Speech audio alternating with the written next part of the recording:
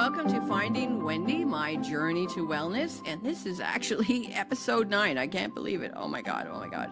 So this week, we're going to dive into something a little different. And not only are we going to talk about nutrition, but we're going to talk about mindset. We're going to talk about physical exercise and all those great things that go together with just making you better and healthier and happier. And so for today's episode, I'm very happy to be joined by Philip Pape, all the way from Connecticut. And so he's just going to give a brief introduction about himself, and let's jump right in. Who are you? What are you doing? And thank you so much for coming to my podcast. Thanks for having me on, Wendy. I'm an honored to be on episode 9. I mean, that's amazing. I remember starting my show. I'm at like 300 something episodes, and before long you'll be there. My name is Philip Pape. I'm host of the Wits and Weights podcast, and we've had the privilege of getting more and more eyes and ears over the years because our focus is on evidence-based nutrition. And really where I start from there is skepticism of things. And I know fasting and dieting and all of those definitely have a lot of misinformation in the industry. And I struggled with that for years, just like you did, where I didn't know what to do. I didn't know how to do it. I didn't know if it was right for me. And then around 2019, going into 2020, the pandemic era, we'll call it, is when I started to buckle down and experiment. I didn't necessarily still know what to do. I was still doing, say, low-carb diets or this kind of, CrossFit or whatever was the flavor of the day. And it was at that point that I said, let me do one thing at a time. Let me try this. And eventually came around to a good mix for me of strength training, some flexible dieting, and an engineering-based approach, because my background is as an engineer, an engineering-based approach to creating a system that works for me. And that's what I love to help people with. So I started the podcast in 2021, and that then led to coaching later on. I didn't start as a coach. It led to coaching as people were like, interesting perspective.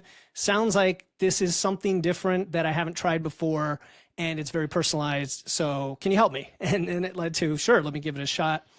Became a nutrition coach in 2021, and I've been doing that ever since. I'll leave it there, and we'll dive in. Well, and the interesting thing is that the important thing is, and for many people to know, is not one size fits all. That people try different things, and everybody in my whole circle knows I have tried everything. I basically have, and as my listeners know, I have tried every diet on the planet. I have my weight has ballooned up and down. I was a gym rat at one point. I was not a gym rat at one point. The pandemic shut it down a lot of my activities during that gym rat era for a lot of people, and to get back on track, like I call it the COVID kilos, to get back on track. But I just wanted to jump in first about fasting as a tool for health and fitness. Now, you mentioned that you also do the nutritional part, so strategic part of fasting, and that what is your experience of it being an effective tool for improving the metabolic health, your insulin sensitivity and body composition? Yeah, I like the use of the word tool here because just so everybody knows, full disclosure, my background was I was an IFer. I did intermittent fasting for probably a decade throughout my 30s. Wow, great. Yeah, That's great. That's a long time. It's a long time. So I have experience that I can speak to, and I think I originally came across it with Lean Gains, the Lean Gains protocol back in the day, which was basically geared toward, meatheads who wanted to get lean and shredded and build muscle while also eating in a way that supported that. And there's a lot of things that I would, if I went back and did that protocol again, I would change some things. But I did that for a long time, and my body was used to it. It kept me in a routine. I was able to train and build muscle, or I was able to train okay. I wasn't building muscle, but that's a different situation, not having to do with fasting. And I see the benefits of it as a tool.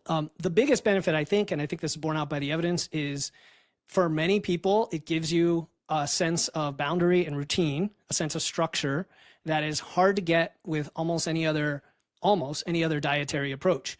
Pretty much every dietary approach requires some level of restriction or boundary or strictness to it of some kind, right? Even fasting does. Like, you don't eat between this time and this time. That's your restriction. So as a tool for adherence, it's fantastic. Now, as a tool for like metabolic health, insulin sensitivity, body composition, I like to split fasting into two areas. On one hand, we have body composition, weight loss, dietary control, maybe even metabolism. And on the other hand, we have the longevity and aging and health side, kind of the insulin sensitivity crosses both. We can get to that. But the longevity side of it, right? So I focus more on the first than the last. And the reason I do, Wendy, is because a lot of people coming to me, they're struggling. They've lost hope. They've tried all the things. Maybe they're 300 plus pounds. I've got some clients I'm working with that are, 350 pounds right now. And they're just looking for something new. And they're not doing a lot of the things that are the basics, the big rocks, like in my opinion, strength training, just being active and walking around, getting off your butt, and eating protein, and it's simple things, right? Just simple things, let alone trying to add fasting or something else into the mix. That's where I start from. However, when we find out that their lifestyle is really well aligned with having a fasting window, especially because the calories might be a little tighter as they're trying to be in a calorie deficit to lose weight, go for it. I think it's an awesome tool for that. I really do.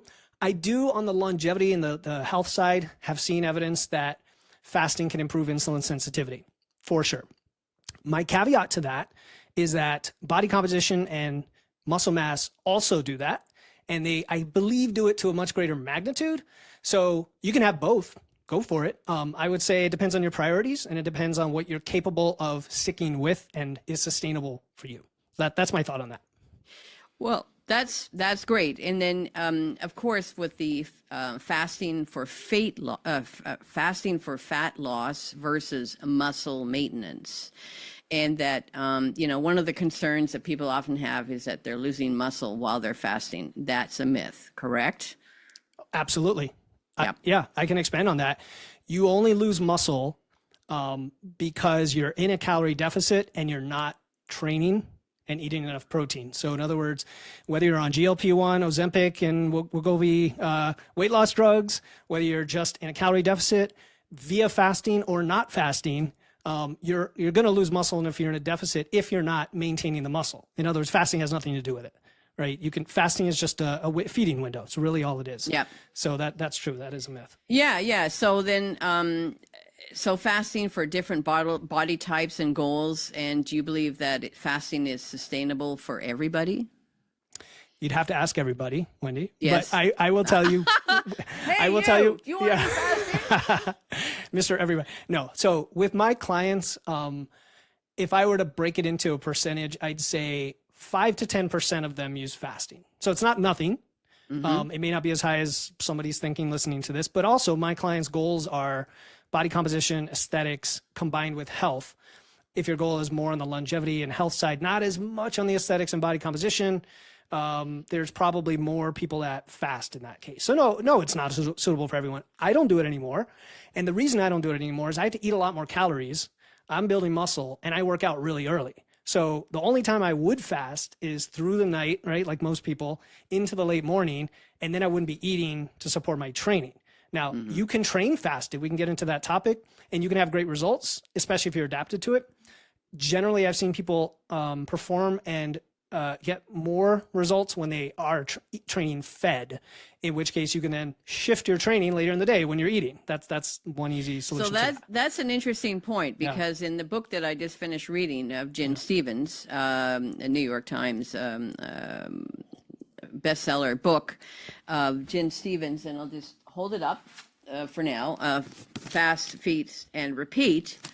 She talks about working out while you're fasting. And so again, there's so much information out there in this world, and you just don't know, oh, look over there. Like it's a deer in headlights. It's like, oh, look over there. I'm going to try that. Oh, look over there. I'm going to try that. Oh, I'm not going to do that because I heard that and that doesn't work. And it's like, you're like, what do you do? And I always say, you do what works for you is basically the only way that you can do it. If you I'm a trained musician. I have had many, many teachers over my career, and one teacher I liked, another teacher I didn't like. Another teacher, I took a little bit of what he said or she said. I took a little bit of what he said or she said, and then I put it together and made Wendy the horn player. So similar sort of situation here when you're talking about your wellness journey, that you are, taking bits and pieces from information around the world and books and podcasts. My God, the podcast world is just blowing my mind.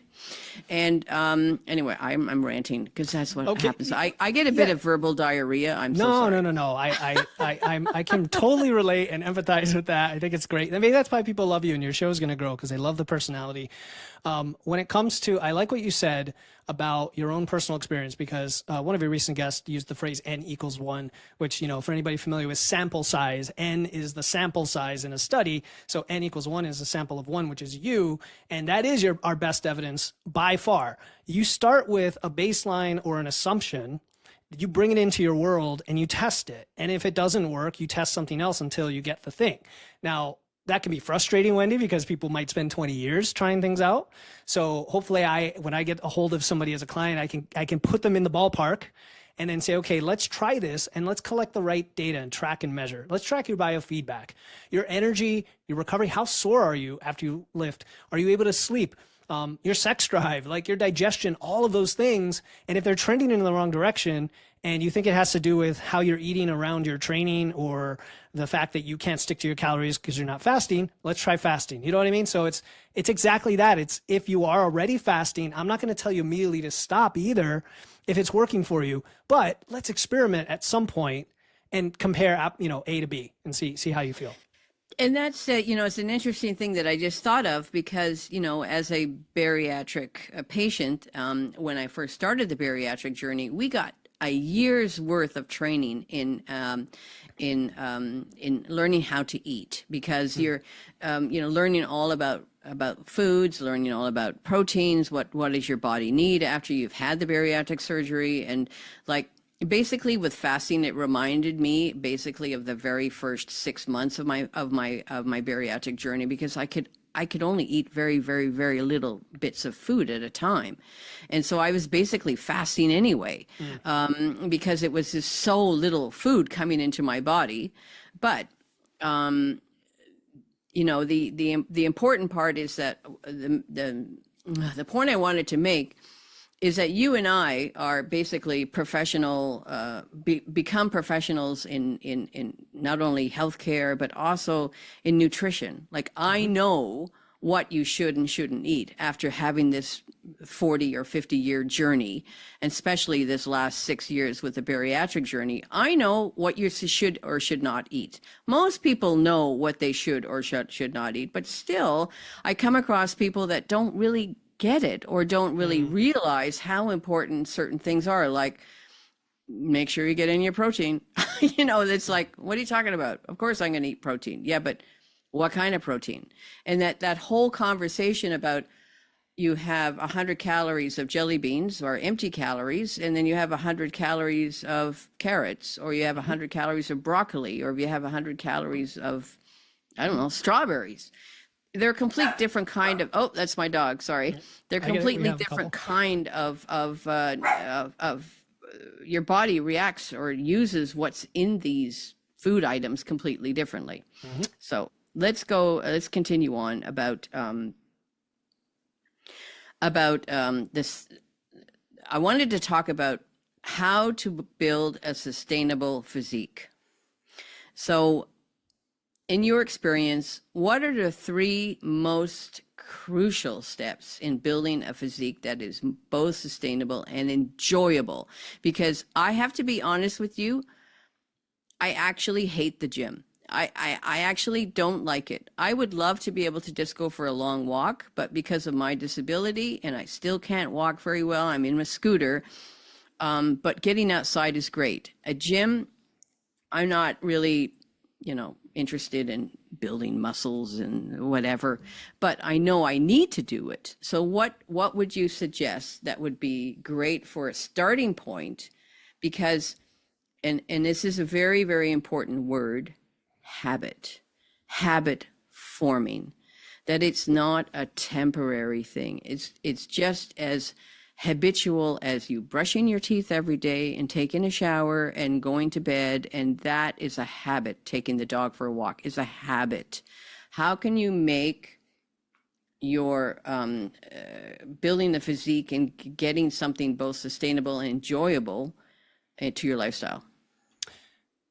It's a loaded question. So I'm gonna mix up my answer into a little bit of the practical and a little bit of the mindset piece. So when you mention something being enjoyable, I think that is the key to consistency and adherence, and it applies to everything. Your training, if you hate to go to the gym, it's not the right approach for you. Most likely, there's caveats, Wendy. But one caveat is maybe it's something is hard, just like playing an instrument, as you know, and there is a little bit of that momentum that you want to overcome, but you want to get the result from it to kind of build that motivation. If you've gone to the gym, you hated it, and it didn't really do the thing for you wanted, then of course that's going to prevent you from going in. It's like James Clear Atomic Habits, and people talk about it a million times, but it's removing friction and adding rewards so that the thing is almost effortless and your brain gets wired to just want the thing. Like I was joking with my daughters last night. If we're going to Washington, D.C. in a few weeks, and I'm not going to train that week, and I'll tell you by the time I'm done. Sorry, can you repeat that? You're going where? Washington, D.C. I know, it's just for vacation. You said it so fast. I'm like, what? Oh, sorry. I'm talking quickly. We're going on a family vacation, and I won't train for a week. And I tell you, when I get back, my body is going to be itching to train because it misses it. And that's kind of where you want to be with any habit.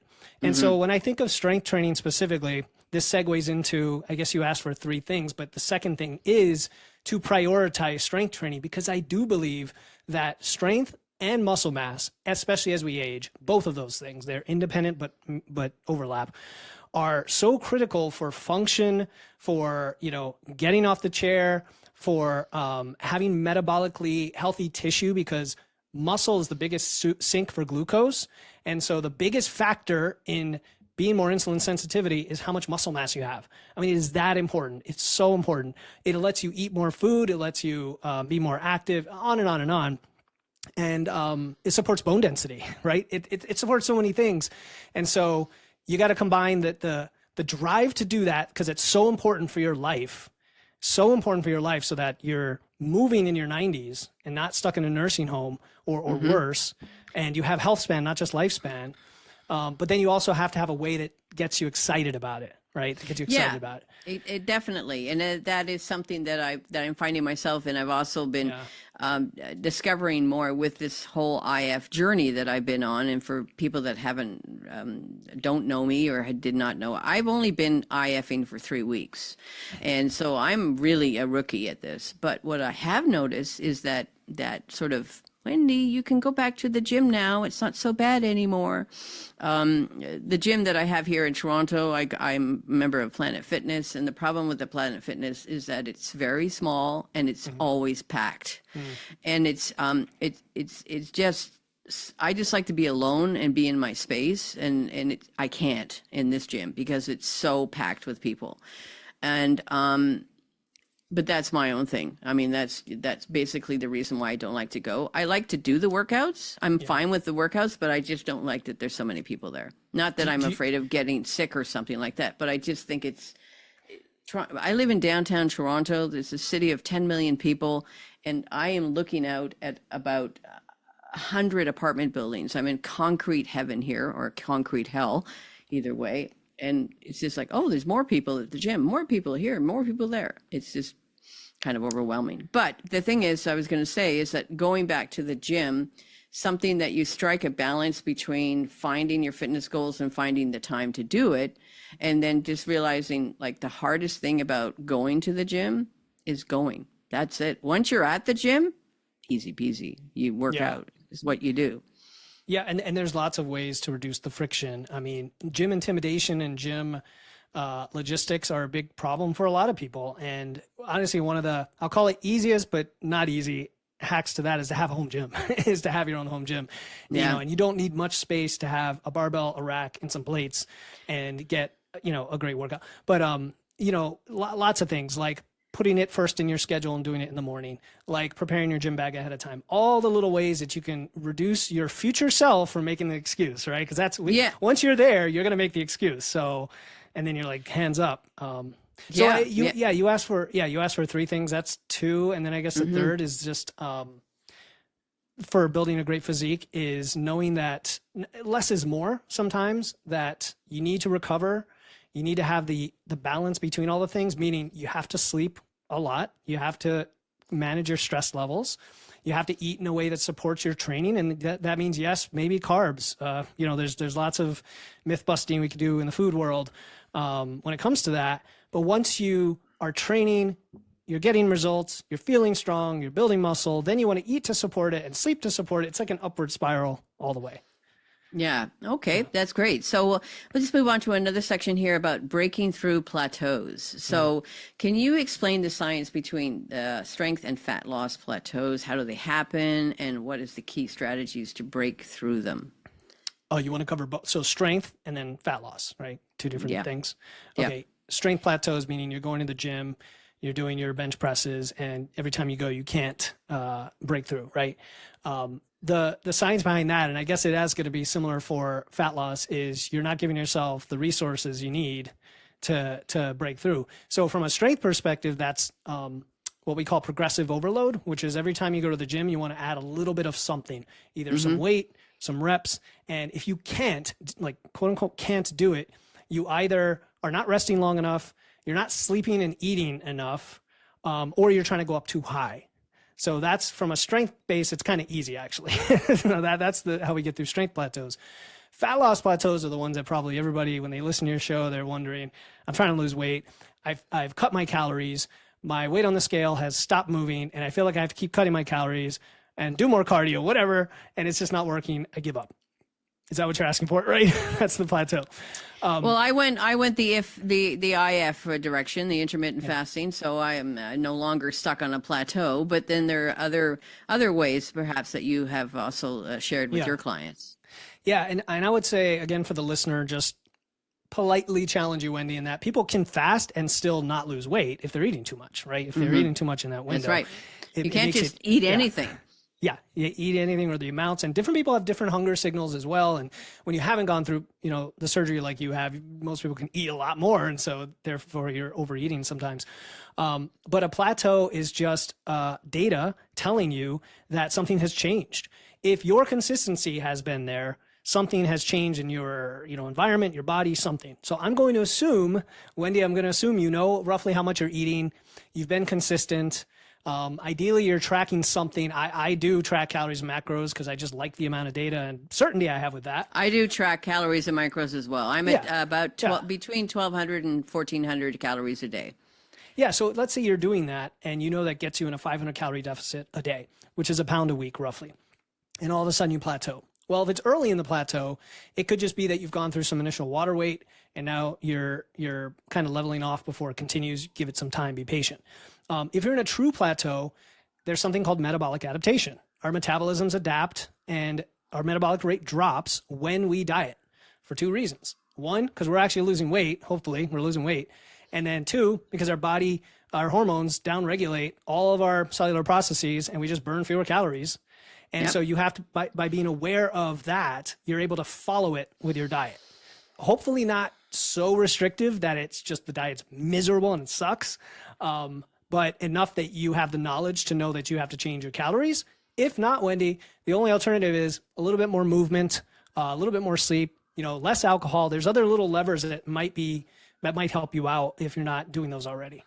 Yeah. And it's my God, my brain keeps on going one direction and then the other direction.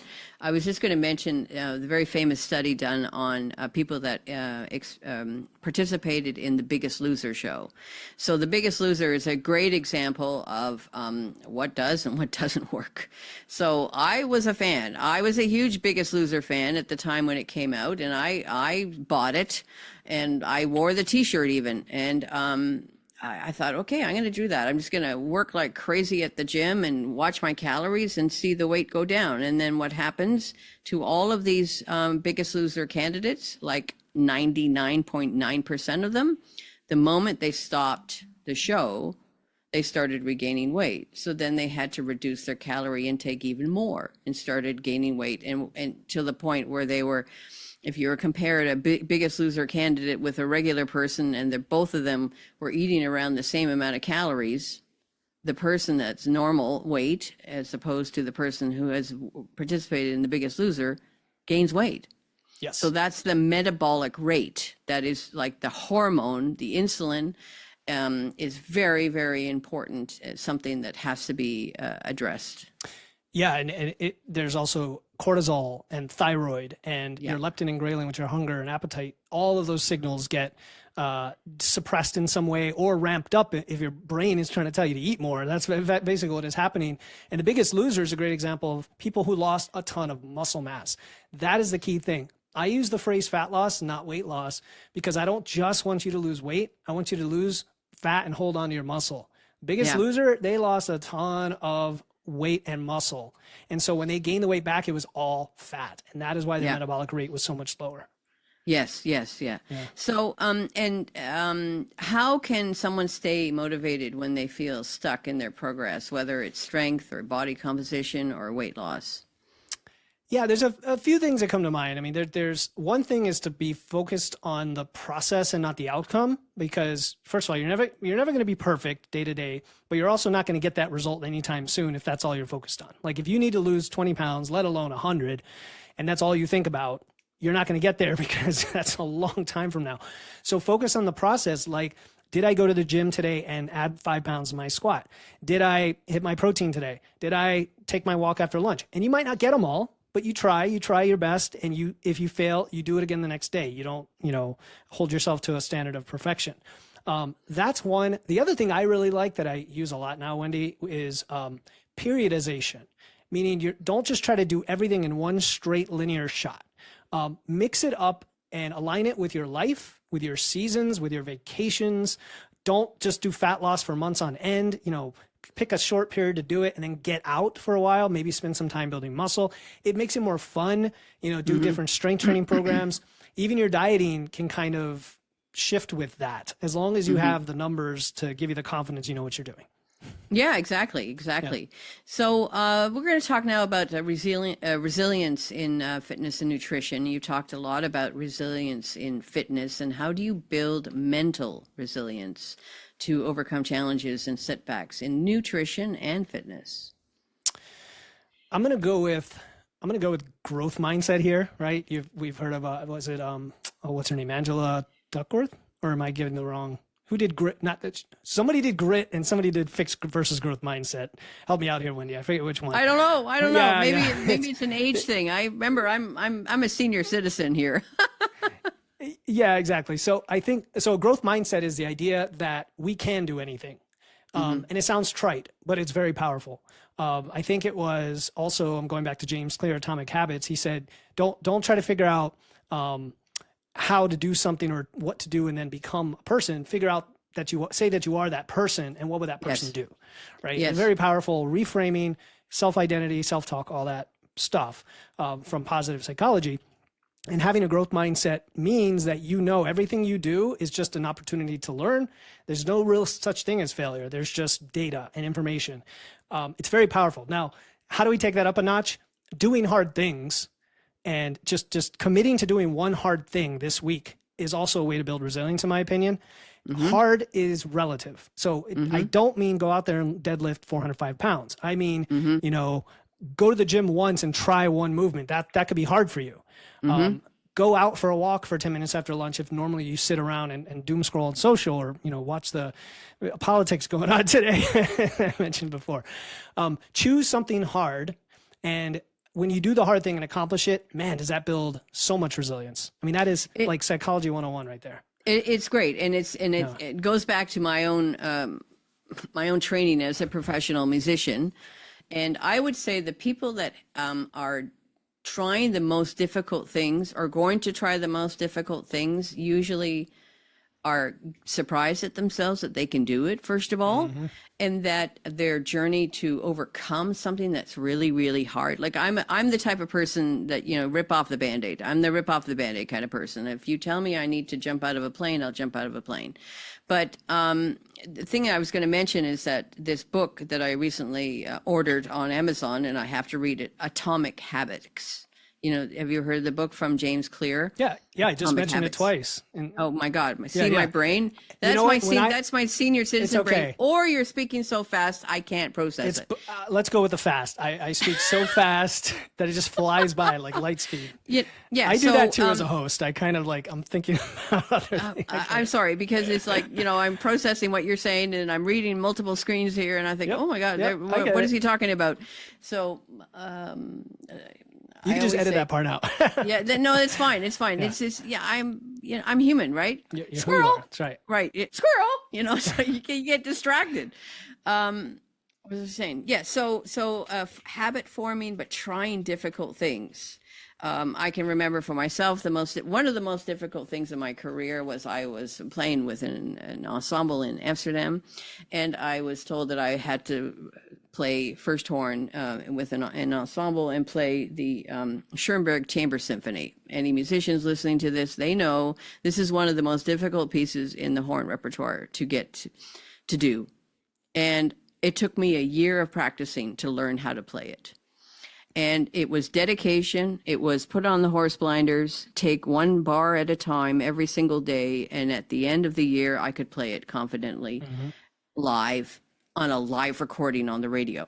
But with this bariatric surgery, same sort of thing. I'm going to do it. They're going to take out 80% of my stomach, but damn it, I'm going to do it. So when you commit to something that feels really hard or tough, or like, oh my God, I can't do that. No, it's too overwhelming.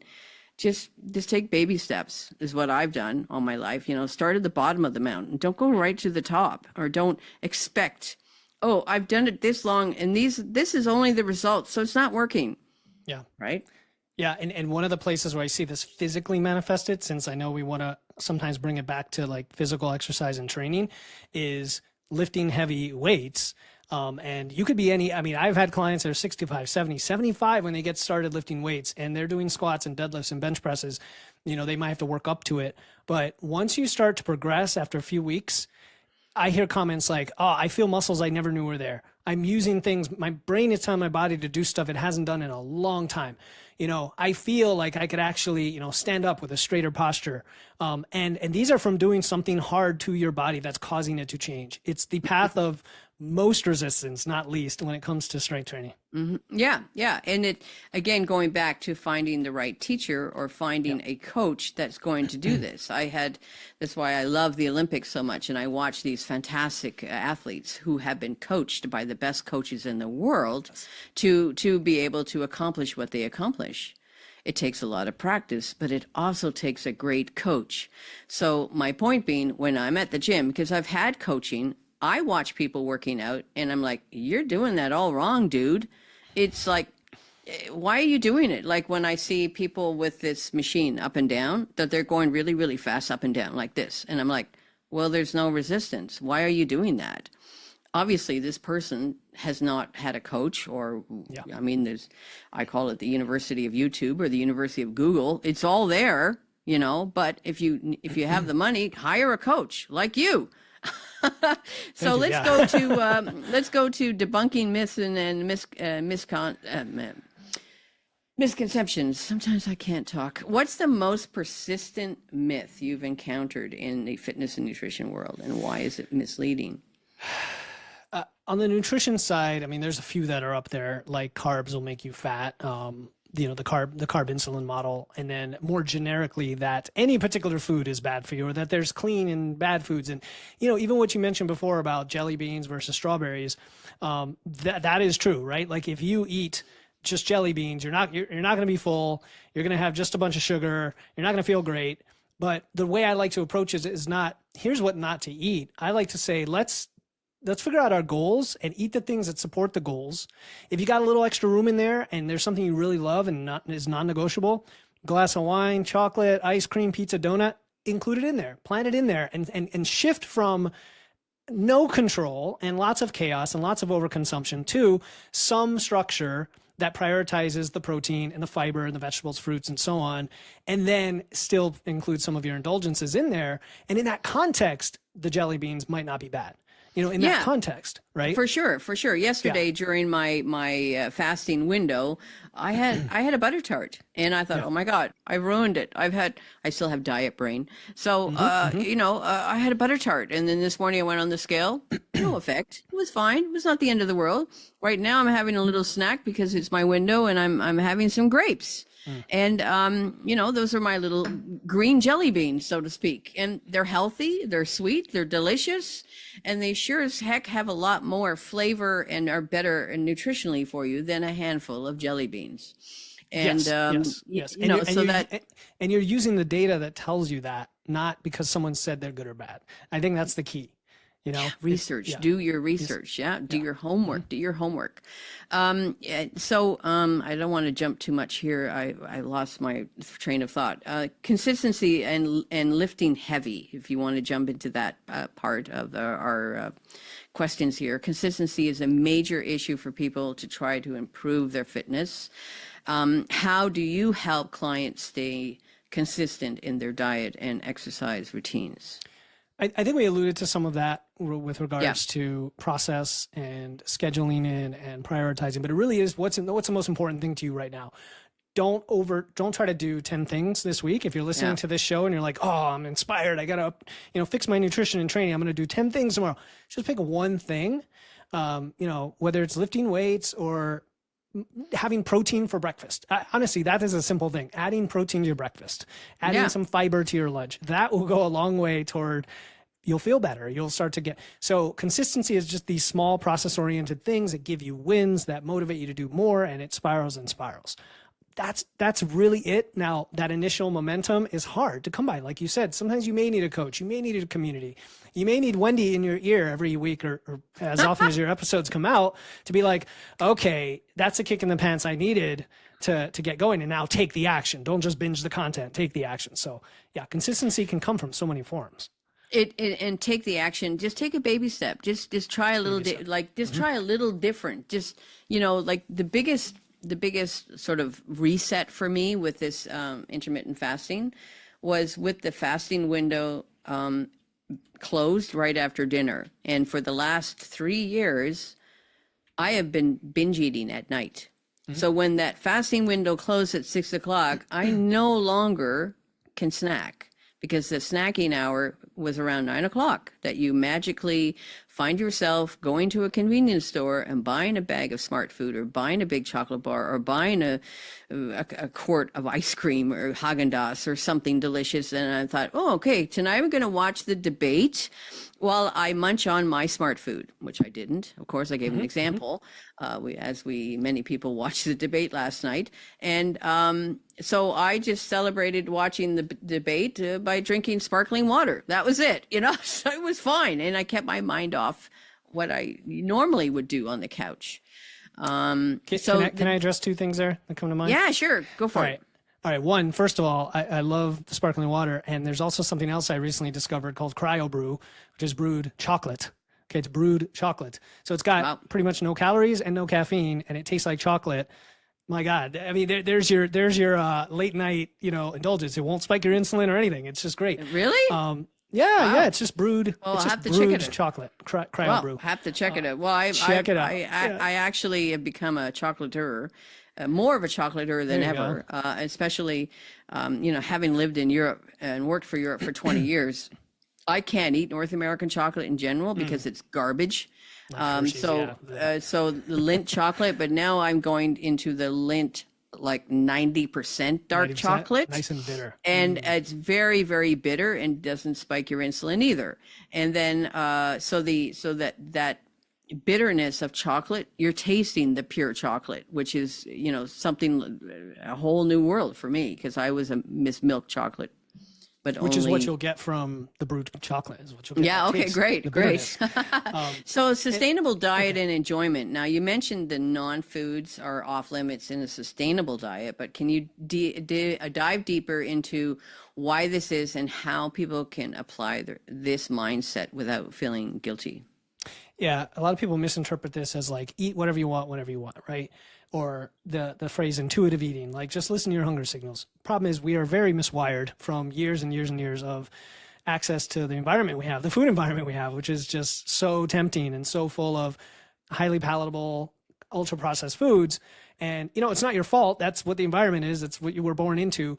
The thing that is what that leads to, though, is people saying, well, the only way I can conquer this is to restrict certain foods. And diets have been sold on this, whole programs, keto, everything else, even the like veganism and stuff. It's all sold on like cut out a whole swath of food, and therefore you're not going to eat those foods and you're going to be fine. But what does it lead to? It leads to getting back to those foods eventually via binging, via overconsumption. That is what we see. You might lose weight on keto, but you're going to probably binge back when you want that bread one day or the pasta. How about instead we give ourselves a boundary, whether the boundary is a feeding window, a schedule for our foods, even if it's not like a window, it could just be a schedule, calorie and macro targets, whatever it is that works for you, protein targets, and then just eat whatever the heck you want that satisfies that thing, and you won't restrict yourself and feel like you're restricting yourself. Now, that doesn't mean that you're not going to crave things, right? You know this. You're going to crave the chocolate or the sweets, and you could do things like control your food environment at home, not have food in the house, all of that. There's all sorts of strategies we talk about, but basically the step one is having a sustainable way to eat that you don't feel deprived, and that'll make you successful. And also not to feel guilty about it either, because guilty. we're absolutely, creatures of habit. But I have a dog, and every now and then when you're walking the dog, your dog is eating some grass. And someone said to me, I don't know, a while ago, oh, your dog is eating grass because it's missing that nutrient in its diet. Guess what? We have the same problem. So what I recently discovered as sort of an aha moment, when we crave chocolate. Now, I don't crave chocolate as much recently, but women who are in their menstrual cycles really crave chocolate just before they're getting their period. And as it turns out, you probably have a magnesium deficiency, and that you, if you take magnesium every day, that craving for chocolate will go down, because there's a deficiency in your nutrition. So looking at nutritional foods, once again, if your diet is made up of highly processed foods, you're not getting any nutrition. And then therefore you're going to be having all sorts of signals yelling at you at the middle of the night to go out to the convenience store and buy a bag of chips because you don't have enough salt in your body, or you're dehydrated, so you're going to eat something that's extra salty, or in this case with chocolate, magnesium. And so it's a really, really interesting, like my mind is I think I have a scientific mind anyway, as it turns out, but who knew? So let's go back to the Olympic theme and coaching high performing professionals. So as a coach for high performing professionals, what unique challenges do you see in this group, and how do you help them navigate fitness and nutrition while managing their demanding lifestyle? Yeah, this is the majority of people that I work with, and I myself probably fall into this category. These people don't have much time. Okay, and by professionals, I literally mean anybody with a job, with kids. Typically, they're over, in their 40s and 50s. They've got a lot of obligations. Maybe they're an entrepreneur, whatever, a mom, woman going through post-menopause, and they just don't have time. They're stressed. They don't have a lot of recovery capacity because they're a little bit older. And then they usually have a bunch of commitments, like travel commitments, social commitments. So we have to kind of attack where the issue is for that person. For time management, it usually comes down to shorter workout sessions in the gym, or a little more intensity, using meal prepping on the weekend so that you save time during the week, right? Simple things like that, but a lot of people aren't doing them. They wait till the day of, and then the day gets lost from them. They don't eat the right things because they didn't think ahead. They didn't plan ahead. Or they go to the gym and it's like an hour and a half because they didn't plan ahead. Yeah, we all have to put on our teacher hat, and a teacher prepares a lesson. They prepare ahead of time of what they want to do, but it's also you're teaching yourself a new habit. And one of the terminologies in the bariatric community that I learned early on is called habit habit anchor, a habit anchor. So in order to create a new habit, you have to anchor it to an already existing habit. So a habit anchor for me in the morning would be I just got up, I had a shower, and then that is my habit. And then the habit that what I'm going to anchor onto that habit is taking my pills in the morning. So that I've created this new habit with the already existing habit anchor. So by finding something that you do specifically every day, all the time, that's your habit, already existing habit. And if you want to add a new habit, anchor it to that, so that one, two, it goes right after it to help with creating this new habit. Because basically, like having a dog, dogs like routines. And they have this incredible built-in clock that they know, oh, now it's time to go for a walk, or now it's time to have dinner, or now it's time to have lunch. And in the research that I've done over the last year or so, the interesting thing is going back to babies, comparing, like looking at how babies don't do weight training. Babies start crying when they're hungry. How do they know they're hungry? Because we have lost the ability to know when we're actually hungry. And all of these, when you look at a baby and all the things that they know habitually how to do, it's just built into their DNA, into their system of being a baby. And so that I found so interesting, because we just have lost that completely over, 20, 30, 40 years of living and as a human being, that we're not in touch with our, like, when we talk technical sciencey terms like your ghrelin and your leptin. Your leptin. Yeah. So those are new words for me. Like, this is a whole new world for me. So all this, all of these scientific words, knowing when you're hungry or knowing when you need to stop eating.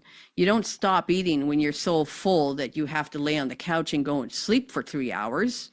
That's that sort of thing. So, Yeah. I just, to add to that, I had Dr. Stefan Guillenet on the show recently, and he's an obesity researcher, and he talks about the brain-related genes that we have that, to your baby example, like, the baby knows that, and that brain continues to develop, but in the environment we have, and what's happening is all the highly processed foods available to us, the brain is taking advantage of that, as the brain is going to do, and that's why we overconsume, because it wants that energy, and we're sort of tricking ourselves, right, by having this highly processed food, and we have to unwire that later on. And so hunger cues are very hard to understand for us until we retrain them through mindfulness, through eating more nutritious foods that satisfy us. Yeah, it's really, really true, and it's the key is to not eat garbage. If you're going to eat garbage, the garbage doesn't know how to be processed in your food, in your body, and that these food items that are highly what's the word? Created in a laboratory. I can't find the wording right now, but you know what I mean. Or whatever, they're made and designed. Yeah, they're made and designed to make you want to eat more of them. Yep. You cannot just eat one Dorito. You have to eat the entire bag, and that's the way they are designed, so that you keep on buying them. Like intermittent fasting, not many people know about it. It's like a shh community. Why? Because the whole point is not to eat food. Well, guess what? Nobody makes any money off not eating food, right? If you think about that goes for all food like that. Like protein is the most expensive, but has the lowest profit margin. You know what I mean? Yeah. And I would take it one step further for listeners, just because I do agree you don't want to eat a lot of that stuff. However, people struggle to not eat stuff if you just tell them not to eat, right? And so I like additive nutrition is the phrase, where you're adding things in and it eventually starts to crowd those out. If you add in the protein, if you add in the fiber, you add in the lean, meats and dairy and everything else you need, you're going to find very little room for the other stuff. You just will, and you'll feel great. You put it perfectly. That's why it's so great to interview other people in my podcast, because you sometimes you take the words right out of my mouth. Like, why would you choose to go to KFC when you can have a porterhouse steak? You know, it's just, it's like, makes sense, right? You know, if you can afford a porterhouse steak, that's another story. But choosing quality over quantity is also a really good practice. So I think we're coming down to the last part of this episode, Philip, and I think it's amazing. Can you tell us a bit about your website and your podcast? Sure. Yeah. Wits and Weights. It's all about being skeptical of the fitness industry because it's full of misinformation. And we talk about fat loss, building muscle, body composition, mainly for people who want to get stronger, build muscle, have aesthetic goals, but it also ties into mental health and resilience and longevity. It's all related. So check out the Wits and Weights podcast, and then witsandweights.com. You'll find also a bunch of free guides there. In fact, Wendy, we can include a link, witsandweights.com/free. There's a bunch of guides in there folks can download if they want. Yeah, I'll add it to the podcast description for sure.